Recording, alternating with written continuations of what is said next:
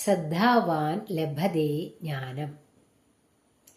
ആത്മാനന്ദത്തിന്റെ ദിവ്യാനുഭൂതി നുണയുവാൻ ആഗ്രഹിക്കുന്ന ഒരു മനുഷ്യ മനസ്സിന് അതെങ്ങനെ സാധ്യമാകുമെന്ന് ഭഗവാൻ പറയുന്ന മാർഗങ്ങളിൽ ഒന്നാണ് ഈ ശ്ലോകം. മനുഷ്യ ശരീരധാരിയായ ഒരു ഗുരുവിൽ നിന്ന് മാത്രമല്ല, നമ്മുടെ ചുറ്റുപാടുമുള്ള സർവ്വതിൽ നിന്നും നമുക്ക് ജ്ഞാനത്തെ പ്രാപ്തമാക്കുവാൻ കഴിയും.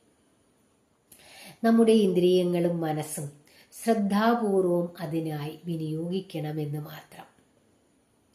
പക്ഷിമൃഗാദികളിൽ നിന്നും വൃക്ഷലതാദികളിൽ നിന്നും ഒപ്പം അചേതനമായ വസ്തുക്കളിൽ നിന്ന് കൂടിയും ഇത് സാധ്യമാണ്.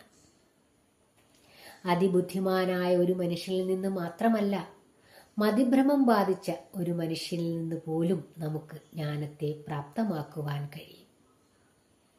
ഇന്ദ്രിയങ്ങളെയും മനസ്സിനെയും ശ്രദ്ധാപൂർവം ഇതിനായി വിനിയോഗിക്കുകയാണ് എങ്കിൽ, ഇതിനായി പരിശീലിപ്പിക്കുകയാണ് എങ്കിൽ, നമ്മുടെ ഹൃദയത്തിലും ഒരിക്കൽ ജ്ഞാനം പ്രത്യക്ഷമാകും.